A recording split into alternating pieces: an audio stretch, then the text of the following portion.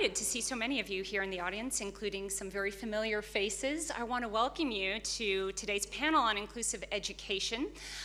We are delighted to be joined by our guest of honor today. But before her introduction, I'd like to invite our esteemed U.S. Ambassador, George Tsunis, to the lectern to say a few words, if you will, Mr. Ambassador.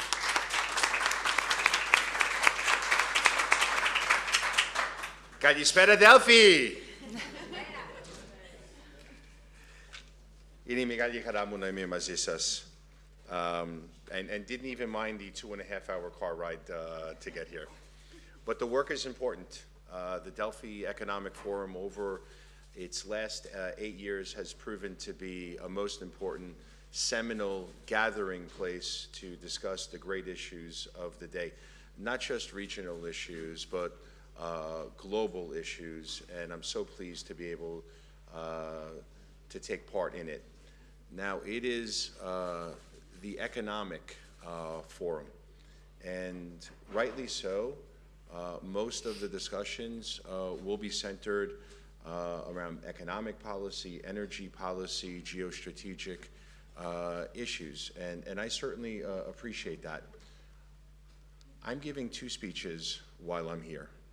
And, you know, President Biden has said, don't tell me what your priorities are. Tell me the work that you're doing, that you're most involved with, and I'll tell you what your priorities are. So the 2 speeches that I'm giving is, one is on gender equality tomorrow at 3 o'clock in this hotel, and please come. I gave a similar discussion at the Thessaloniki International Fair, and it was a room packed full of women only. So it is easier for me to have a discussion with all of the thought leaders when the men are in the room as well. So please attend. Today, I'm very pleased to be able to talk about inclusive education. This is something that is near and dear to my heart. You know, my parents grew up poor. My father was an orphan in a very, very small village in Greece. Education was the ladder to a better life, but not just a better life economically. It was a ladder to a better life in terms of one's mental well-being. This is how horizons opened up for me, that my mind expanded. And I'm so grateful to an outstanding public school education that really gave me a great life. And I was grateful that my parents prioritized it.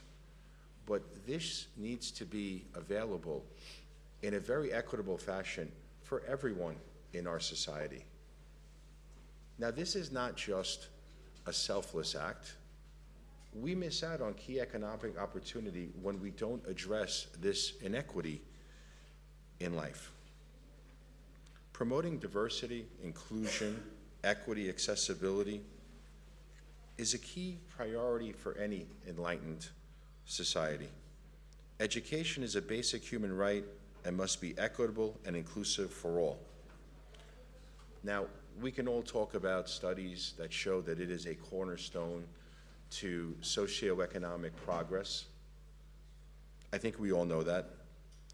But topics like diversity, LGBTQ issues, inclusivity, inclusive education, providing greater opportunities for people with disabilities is a long-standing conversation that still makes even very good people feel slightly uncomfortable. This is not a zero-sum game. We're not looking to take resources away from someone and provide it for others. You know, we're all in this together. This is an interconnected world, and we have to make sure that we are providing equal opportunities for everyone in life. This is part of our ethos. This is part of our philotimo, and to not do so is a detriment to all of us. We fail ourselves.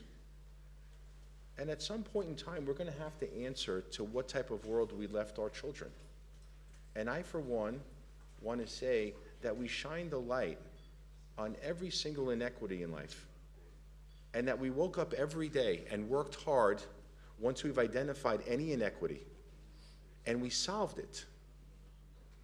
And I hope to be able to come to a forum where we do not have to have a forum like this, that it's mission accomplished. But sadly, that day is not today. But I hope we will get there, because it's important. It's important for all of us. This is not just a selfless act. This hurts our economy. We cannot solve the great issues of the day, whether it be climate change or the inequities that exist in life, a hollowing middle class, food scarcity issues for huge portions of our population. 240 million people have a disability. 1 in 7 children have a disability that are trying to go to school. Now, we've made great progress here. Not long ago, prior to legislation that began in the 1950s in the United States, 80% of the children that had a disability were not able to go to school. There was legislation, there were laws that were passed that prohibited them from going to school. Now, mainstreaming is important.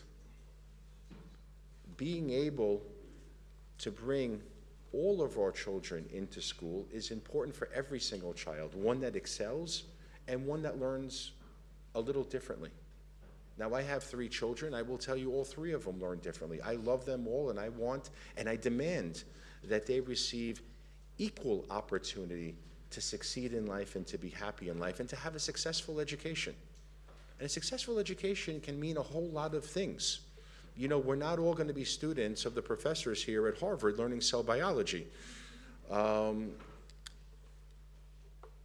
seriously, every child should be afforded an opportunity to achieve their very, very best.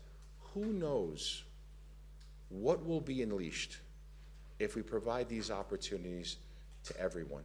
1 in 7 children has a disability. Do we close our eyes to this? Do we say that they don't matter? That they're not important? Is that what we're about? I think not. I think not.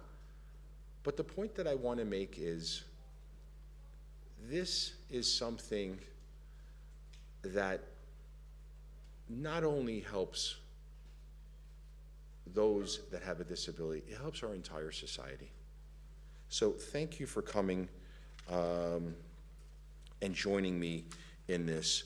We're very, very fortunate to have the Special Advisor for International Disability Rights, Sara Minkara, here. I love Sara. If we Greeks are known for anything, it's our penchant to quote our ancient philosophers. And if Diogenes was going to leave a lantern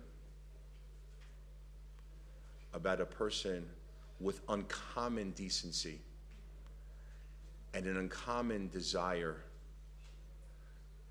to promote equity in this world, he would leave a lantern at Sara's feet. Thank you very much.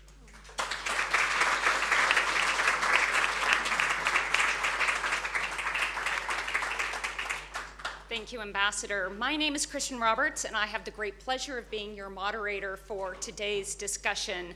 I am also the mother of a child with a disability who has benefited handsomely from inclusive education, which is why I'm so passionate about this topic. Before we get started today, and we have an incredible guest with us today, and I'm so excited to introduce you to her and for you to have the opportunity to get to know her the way that I have.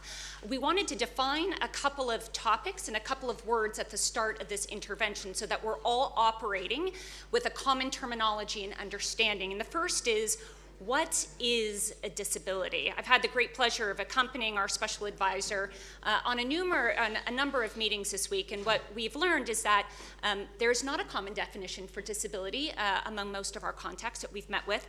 So today we're going to borrow from the UN Convention on the Rights of Persons with Disabilities, of which Greece is a signatory, and defines disability as persons who have long-term physical, mental, intellectual, or sensory impairments, which in interaction with various barriers may hinder their full and effective participation in society and on an equal basis with others. And I promise I'm not going to be a dictionary for this entire 30 minutes that you have with me, so bear with me.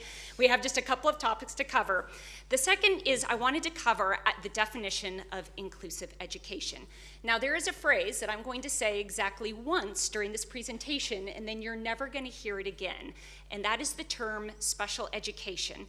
And we're going to get to why we don't use that term, why we prefer the term inclusive education.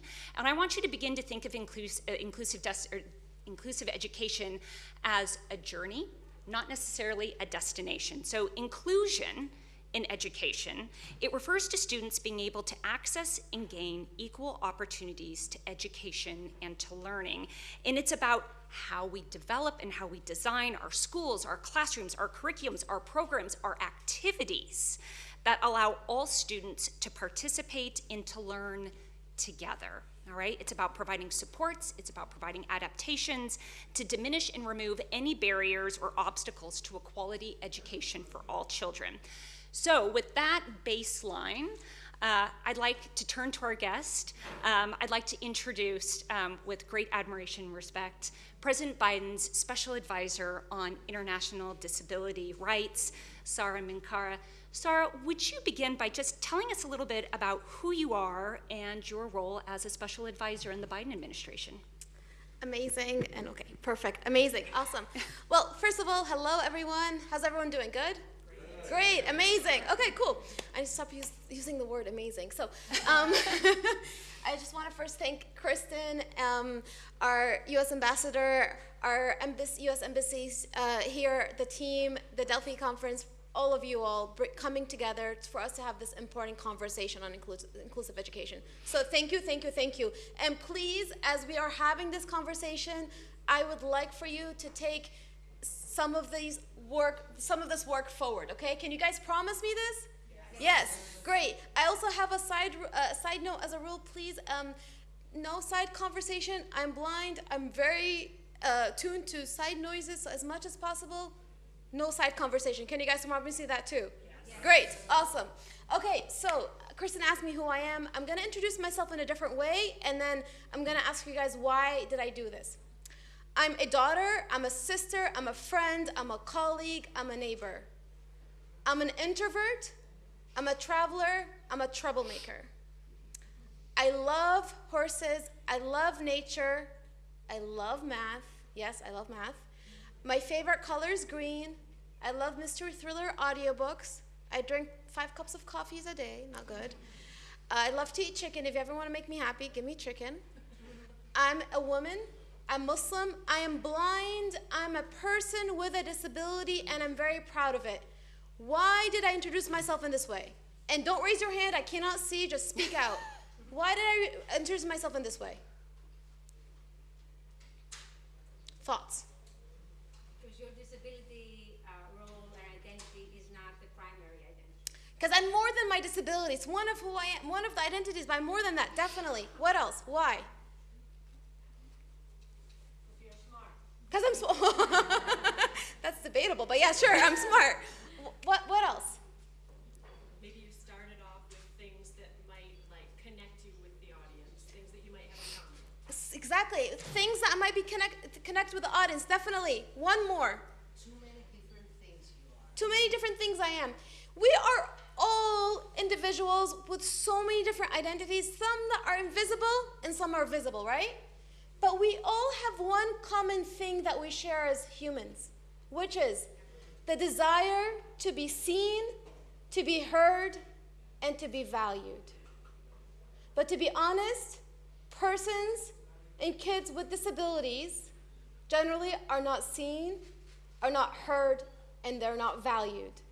There are 1.2 individuals in this world with a disability, but we rarely are integrating and hearing their voices and perspectives. And we need to change that. And connecting to the second part of the question, that is my role as Special Advisor on International Disability Rights.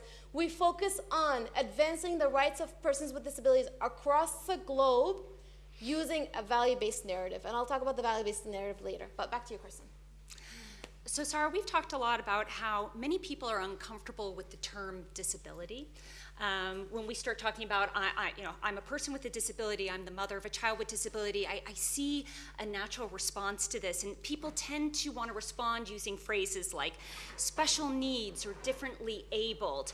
Why is it important that we embrace the term disability, and why are euphemisms harmful? Such a good question. I will say, I'm a person with a disability, right? I'm blind. I cannot see this. I cannot see, right? That's the reality. I'm actually proud to be blind. Don't change that about me, but change about how you look at my disability. Change how you look at the word disability. People are like, well, special needs. I can always say to a sighted person, well, you have special needs. You need light. I don't need light. You have special needs. Differently abled. Aren't we all differently abled? What are we trying to get at? We need to get to a point in society where we're addressing the elephant in the room, we're addressing the discomfort, the awkwardness, we're getting beyond that and saying, you know what, disability is part of our reality, our world, it's actually could be a really great and positive thing. So embrace it, just change how you look at the word disability. Sara, Ambassador Tsunis mentioned some of the benefits of inclusive education. Do you mind expanding a little bit on that? And then how do we know that inclusive education works? Okay, really good question. So I'm gonna actually start off answering this question with two specific examples. One example, I was in a classroom full of 100 students in grad school. Each person had a name card, okay? That allowed for students to interact better because to know who's speaking. In the beginning of the semester, I said, hey, can everyone please say your name when you speak because I can't see? That's gonna allow me to access the classroom. The professor was like, no. I was like, what do you mean no? That is my right. And he said, well, the way you phrase it is by them saying their names, by them making the classroom accessible to you, by you being able to contribute as if they're doing you a favor. No. By them making the classroom accessible to you, by you accessing the class, by you contributing, they're benefiting from your contribution as an individual. Never see accessibility as an add-on. Never see the fact that you're being included as if it's a favor, but they are benefiting from your contribution. So one layer to inclusive education is that students with and without disabilities will benefit from each other and learn from each other. That's one layer. The second layer, when you make a classroom accessible for persons with disabilities, you're actually benefiting everyone. I'll give you an example to that one. I was a math major in college. Classmates would always come to me and say, Sara, what classes are you taking next semester? I tell them, oh, why does that matter? They're like, well, whenever you're in the classroom, the professor becomes a better teacher. Why? Because he or she had to articulate what was on the board because I can't see, explain things better. Who benefited? Everyone. Inclusive education brings value to everyone. Don't see it as an add-on. Don't see it as a favor. Don't see it as if it's going to be, a special thing. It brings value to everyone. And it's been proven that it brings value to kids and families and parents in the community at large. A lot of times, my experience has been that we see schools that claim to have inclusive education, but in reality, we've taken children with disabilities and we put them in separate classrooms. We're segregating them in such a way that they're not having equal opportunity. And I think we all in the audience can agree that separate and equal is not equal. Stigma is a major barrier facing children and youth with disabilities. Could you discuss a little bit what works to remove stigma as a barrier? That's a really good question. And actually, it's such a real issue across the globe. Stigma, bullying, all these different things when it comes to disability. Even what teachers expect or don't expect for their students with disabilities, right? What really makes a difference is when we integrate and have inclusive education from the get-go at a younger age, when we work with parents of kids with and without disabilities together to show their value, when we train teachers to showcase them the value of inclusive education, when we integrate disability into our curriculum, when we make sure our culture of the school and the principles and the values have diversity, equity, inclusion, accessibility from the get-go, when we make sure materials and infrastructure and curriculum and technology is all accessible, all of these different variables lead towards destigmatizing disability and showcasing disabilities like any other identity. You mentioned families, and I'm wondering, how can families be more involved in promoting or supporting inclusive education in their own schools? And by that, I don't just mean the families of children with disabilities. Yeah. Both families of children with and without disabilities need to be part of this conversation, need to actually really come together at an early age and showcase and advocate and be allies and really see the value in this kind of principle. It's not easy. I always say families and parents are the best enablers or disablers for their kids. They're the ones that are creating their narratives for the kids, whether they are kids with or without disabilities. You mentioned an example the other day of how parents came together to learn about play dates for kids with and without disabilities to really go beyond the awkwardness and learn how to interact and learn how to play together. We need to make sure that is baked in as within the infrastructure, whether it's with parent-teacher conferences, whether it's after-school activities, whether teachers being intentional with kids with and without disabilities. All these stakeholders need to be involved. I used to run summer camps for my nonprofit in my past life before government. And we had an inclusive summer camp for kids with and without disabilities. And we made sure both parents came together and saw the value and learned the value of inclusion. It was important for that to be a success. Yeah, I'm glad that you mentioned that. I must say that, as a parent of a child with a disability, the amount of isolation that I have felt as a parent in a school, and I can only imagine how that has been magnified for my own child. So I really appreciate you touching on that because it impacts me personally, and I see how that lack of integration and equal access impacts my child as well. And if I can add to that, to your point, Kristin, to what you said, it's so true. It can be very lonely. It can be really tough. Sometimes we feel like we're constantly advocating and we're alone in this process. There's so many barriers still. And the more that people are allies with us, the more that they join our forces and really bring this forward, it's really important. So I ask all of you, you probably have everyone in this room has some kind of connection to a school or kids in schools. Make sure you're taking this forward, please. I see that we have a couple more minutes left, and I want to make sure we reserve enough time to take a few questions from the audience. So I'll end with this question, which is, you've had the great benefit of traveling the globe. You've seen some of the best practices, and you've seen some perhaps not great practices inclusion. Could you share for us maybe one or two examples of best practices that maybe some of the people in our audience could take away today as just very practical steps towards improving and being an advocate for inclusive education? The best practices is when we have persons and kids with disabilities' voices being heard when developing the system, this educational system. And really, from the get-go, there's a human-centric design approach. There's this approach in terms of, tell me as a student, what do you need to thrive in this school setting? That question itself is a very simple but very important question. Knowing that this person in front of me is an individual with so many different experiences and backgrounds and identities, and I need to first understand who they are before I apply what they need. That is super important. Making sure also that parents are part of the system and the infrastructure. Making sure that teachers are also part of this. So there's so many different best practices, but if I can narrow down to one thing, is this human-centered design approach when it comes to inclusion. Thank you so much. I'd like to open it up to the floor for any questions from our audience today. We have the great benefit of an expert in our midst, and so I'd like to offer it up to anybody who might have a question for her. Please don't be shy. Dear Sara, thank you again. I'm very glad to see you again.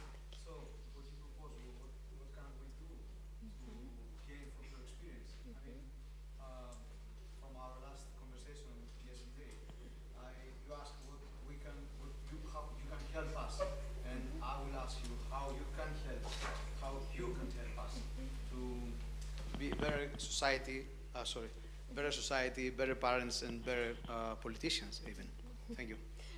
Really good question. I wish, as Kristin said, it's a journey, inclusive education, and thank you for that question. And, my ask as we leave is we can all be part of this change. The change can come from different ways. One is, partnering up with your community and understanding, in a lot of societies, a lot of towns, a lot of cities, there's some kids with disabilities that don't even go to school. I would want to know my community, and if all kids with disabilities are going to school as a start. I would want to talk to my school system and see how do we build the capacity. There's a lot of technical expertise out there. There's a lot of great examples. I know yesterday we visited the American school, ACS, and they're doing an amazing work when it comes to inclusive education. How can we learn from good practices on the ground here in Greece and take that forward? We want to make sure we're working with parents, and parents feeling comfortable when it comes to having their kids with disabilities be out and about in society. But most importantly, we need to start disrupting the narrative surrounding disability.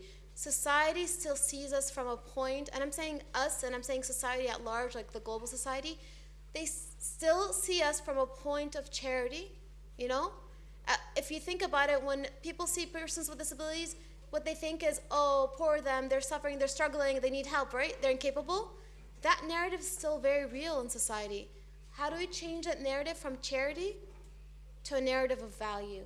That this person in front of me has something beautiful to contribute. How do we take that to the school system and say, every single kid, whether they have a disability or not, have something beautiful to contribute? We can all be part of making that change. So my ask is, how do we really start disrupting the narrative around disability?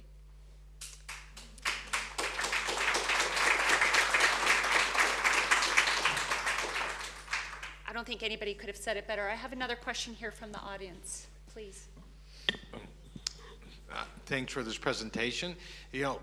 Part of the non-inclusive aspect of this education is that all our facilities, our curriculums were designed to be non-inclusive or to be standardized. So are there, because going back and acting as individuals, obviously we all got to do it, but are there standardized behaviors like in school architecture?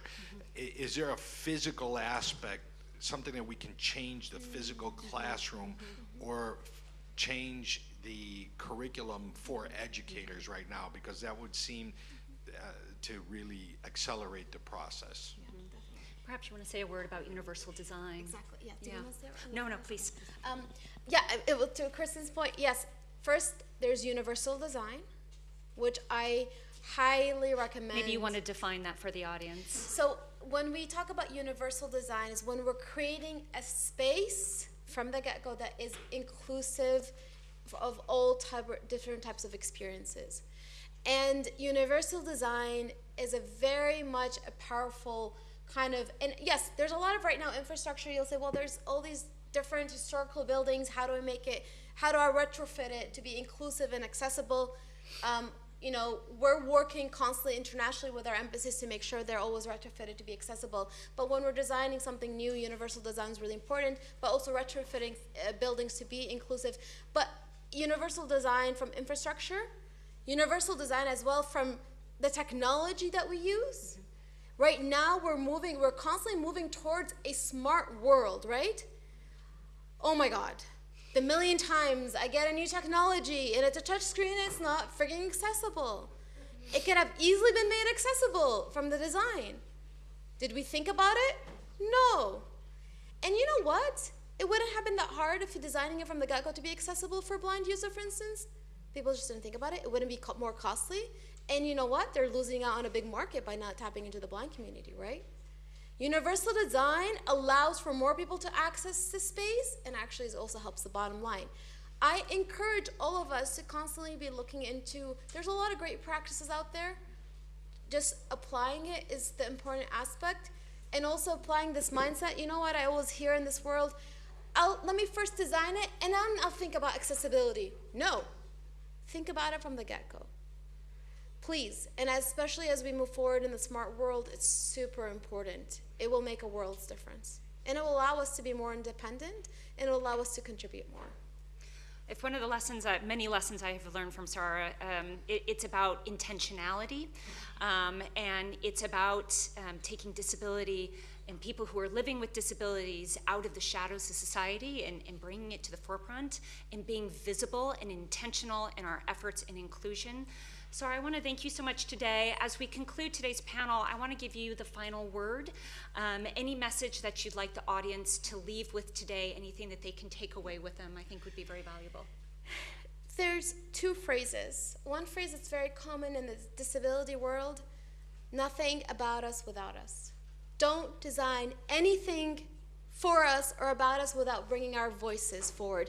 There's so many things. I've had one person, for instance, come up to me like, oh my God, Sara, I've designed this amazing technology for the blind. It's really great.